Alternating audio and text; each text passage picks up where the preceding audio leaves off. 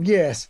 Well, I've played on a Denis Wick mouthpiece all my life. My earliest memory, I think, and when once I think I was 15, somebody said, "Oh, you work on your sound and get yourself a nice big mouthpiece." And I bought a 3AL, which now seems huge to me, but I actually used that for about the next 25 years of my life. And all the way through my Desford years, I had a 3AL. All the plating came off, and I was playing on raw brass for about 10 years, which I retrospectively now is a terrible idea. Children, don't play on a brass mouthpiece. And then in 1995, I had a conversation with the then boss of Boozy and Hawkes Musical Instruments, Besson, in London. And he said, why don't you give Denis a call and see whether he could collaborate with you? Because I've always been one of these people that's tried to continually improve, both with practice, learning, experience, and equipment. And so Denis was brilliant. He said, why not? Send me a drawing. What have you got in mind?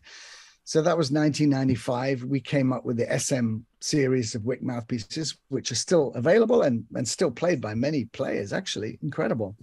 And then in 2006, I said, maybe we could think about another line that has a little bit more mass, obviously looking very similar to the current Ultras. And so that was the Ultra and the Ultra X, and then the XR, which came along about 4 years ago.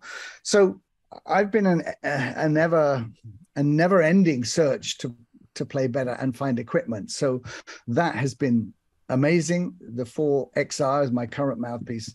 I love it. It's comfortable. I don't get tired with it. And the other thing, which has been great in recent years, of course, little product placement, but I'm sure that's not a problem, is the travel mute, which means I can play in hotels, I can play backstage. There's been hundreds of occasions where I've been so grateful to have that equipment with me at key moments when people say, shh, or you're practicing in a hotel. I'm sure you know that experience, Brett, when you're playing in a hotel at 10 o'clock at night when you just arrived, and it's completely not acceptable.